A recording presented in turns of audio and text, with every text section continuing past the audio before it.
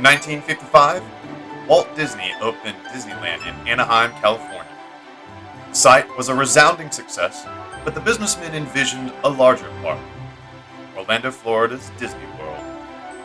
Although he died before its opening, Disney World commenced operations on October 1st, 1971.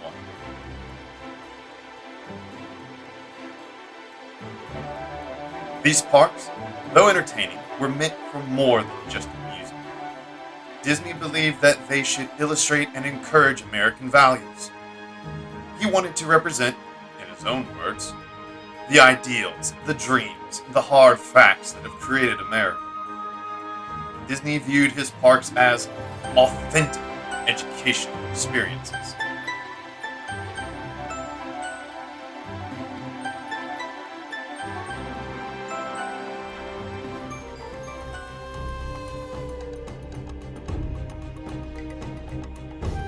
These ideas of authenticity and education underpin Disney. Emotional and foundational materials center the supposed real and educational experiences of the parks. Case in point, Disney's Animal Kingdom.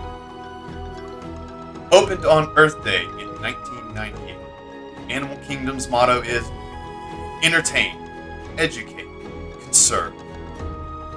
While the other Disney World parks feature human landscapes, the Animal Kingdom centers naturally upon the natural environment.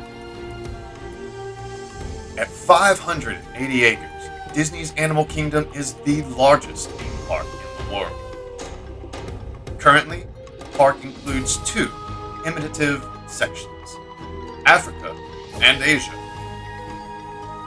and five fantasy sections, Discovery Island, Pandora, the world of Avatar, Rafiki's Planet Watch, Oasis, and Dinoland USA.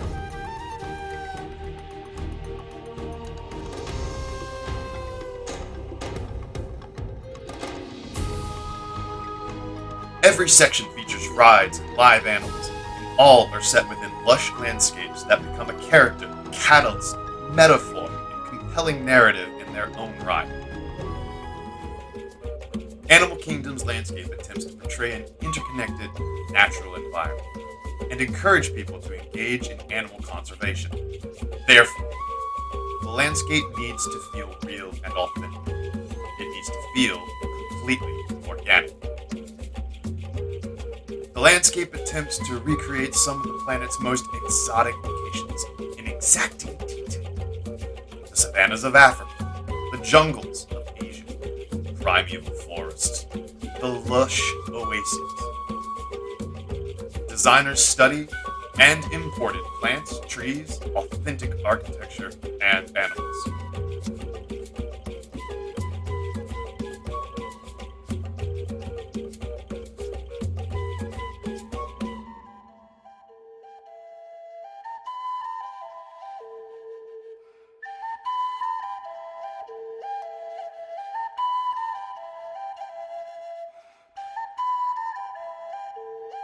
Imagineers frame the space as a celebration of live animals and their habitats, highlighting the, quote, dramatic and humorous plot that features adventures, conflicts, and the unpredictable antics of live animals in their own environments.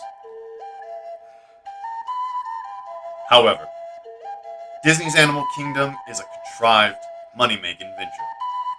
It cannot be wholly organic because it is designed by humans, and it cannot be wholly unpredictable because it needs to be safe and entertaining. While architects want the space to appear raw, it also needs to be under the complete control of humans. But is situated so that the guests can't see the moat separating them from the lion. There's an 18-foot deep, 21-foot wide moat that maintains the lion separate from the rest of the animals here on the savannas. These contradictory understandings, meanings, purposes are visible in the Animal Kingdom's landscape. While the landscapes communicate humans' respect for the organic, they also communicate our faith in human dominance over nature. Animal Kingdom's landscape is especially lush. Architects added over 4 million plants, big and small, to the area. Africa alone included 70,000 trees and 770,000 bushes and shrubs. Since the Imagineers wanted the park to look fully established on opening day, April 22nd, 1998, the landscapers began planting organisms over 2 years in advance. To help the process, they imported fully grown trees from around the world and used accelerators in the Iron Property Tree Farm to vastly speed up saplings growth.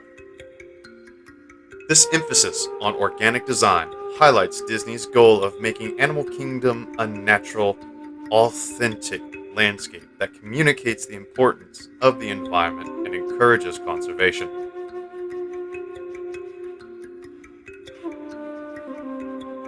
You aren't in Florida anymore. You're in Asia. You're in Africa. You are not in the United States. You're in the Himalayas. You're in India. You're traveling the world that you would never honestly get to see. This authenticity is particularly stressed in the organic and built landscape of the imitative Asia and Africa sections of the park. Disney wants parkgoers to feel as if they've traveled to the wild corners of the world. The Africa and Asian sections are elaborately designed to transport visitors to the respective continents.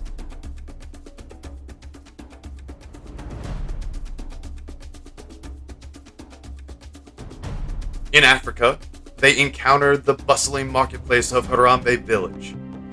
It is faithfully recreated by the Zulu craftsmen to resemble an authentic African town. Mildew dawns the buildings, telephone wires, and wall advertisements.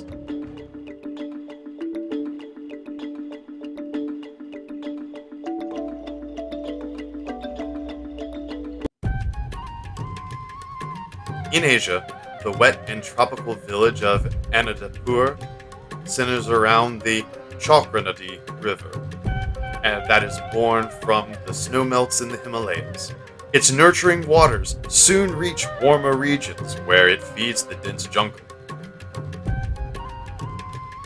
Anandapur is home to temples, ancient ruins, tropical rainforests, and the Kali River rapids ride.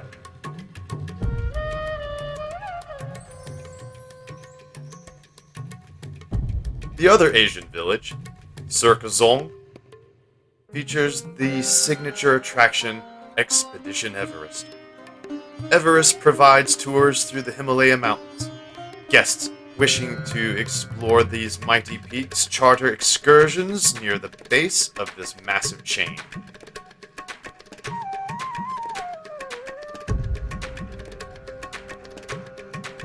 In this designed area, the climate would be much drier than that found at Anandapur. Although trees are present, most of the plants grow low to the ground in an effort to conserve what precious water they would receive each year. Tea, a culturally important plant, grows in a number of areas around Expedition Everest. These places are intentionally designed to feel lived in, immersive, and authentic. Disney imported native materials and hired Asian and African craftsmen to construct the built spaces. The landscape encourages a narrative experience of interaction with authentic nature.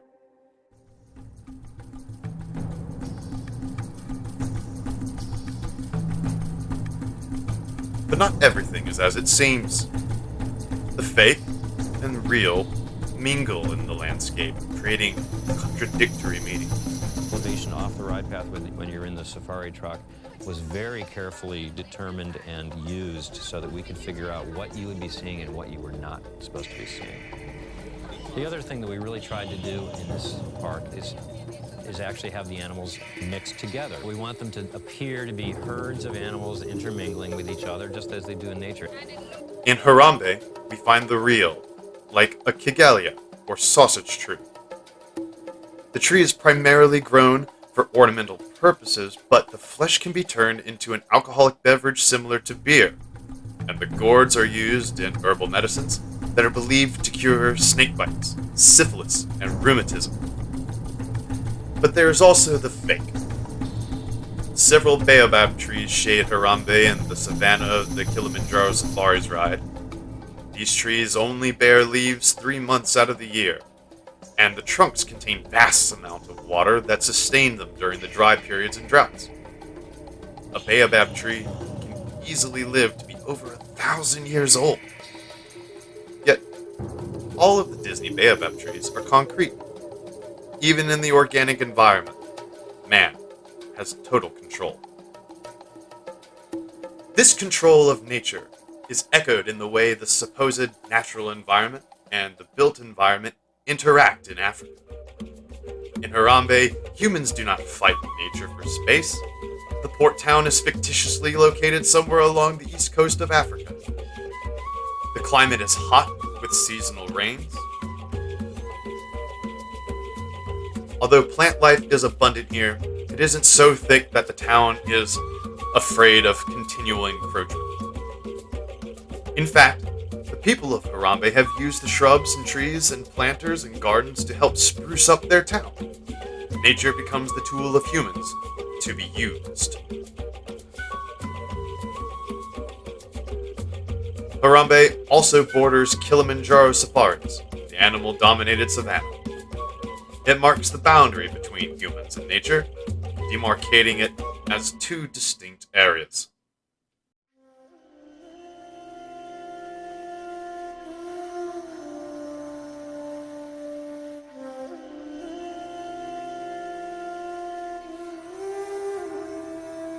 In contrast to Asia's Harambe, the landscape of Asia's Anandapur displays humans fighting with nature. The boundary between human world and the world of nature is quite unclear.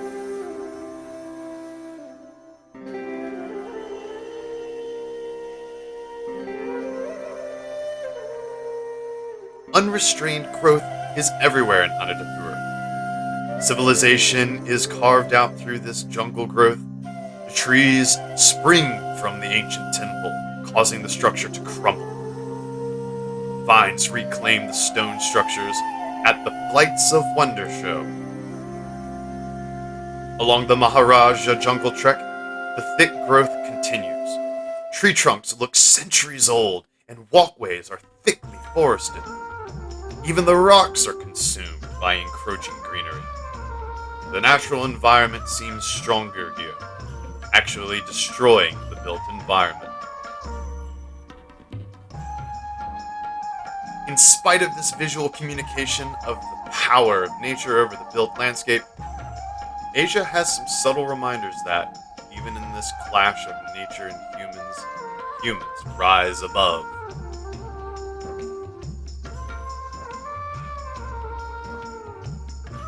In Animal Kingdom, the landscapers planted bamboo throughout Asia, but this member of the grass family reproduces and spreads rapidly. To control the growth, designers planted the organism in sturdy containers. The bamboo grows in clumps, controlled by human innovation. Even the landscape that appears to communicate the power of nature subtly reinforces the supposed control humans have over it. This meaning is evident in the Animal Kingdom centerpiece, the Tree of Life. A 145-foot tall, 50-foot wide baobab tree. Designers carved over 300 different animals into the tree to create a visual symbol of the, quote, diversity, beauty, and interconnected nature of Earth's creatures, end quote. The centerpiece is a landscape representation of the central narrative of the park, the need to respect the beauty and importance of the natural environment.